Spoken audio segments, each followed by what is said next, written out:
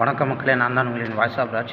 இந்த பதிவில் என்னென்னா, ரஞ்சனா நாச்சியார் என்னன்னு இருக்காங்க, டிஎம்கேல இணைஞ்சதுக்கப்புறம் பெண்களுடைய பாதுகாப்பு திமுகவில் தான் அதிகமாக இருக்குது அப்படின்னு சொல்லியிருக்காங்க.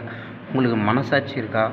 நீங்கள் ஒரு பொண்ணு தானே நடந்துச்சு, தூத்துக்குடி விளாத்திக்குளத்தில் ஒரு பொண்ணை ரேப் பண்ணி கொண்டு போட்டானுங்களே, அதை பார்த்து கூட நீ திருந்தலை.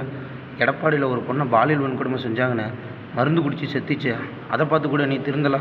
அறிவு இருக்கா? ஒரு குழந்தைய, பெண் குழந்தைய வாட்டர் பாட்டில் வாங்கிட்டு வர சொல்லி அந்த குழந்தைய பாலியல் வன்கொடுமை செஞ்சுருக்கானே ஒருத்தன், அதை பார்த்து கூட ஒன்று நீ திருந்தலை. அந்த மாதிரி ஏகப்பட்ட போக்சோ வழக்குகள் இருக்குது. குழந்தைங்களுக்கும் பெண் குழந்தைங்களுக்கும் பாதுகாப்பு இல்லை இந்த ஆட்சியில், இந்த டிஎம்கே ஆட்சியில்.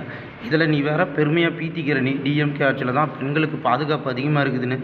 நீலாம் ஒரு பொம்பளை தானே, நீ உனக்கு இது நடந்தால் தான் தெரியுமா? உன் வீட்டில் உன் பொட்டை பிள்ளைங்களாம் இருக்கும், அந்த பிள்ளைங்களுக்கு நடந்தால் தான் தெரியும் உனக்கு இந்த ஆட்சியை பற்றி எப்படின்னு.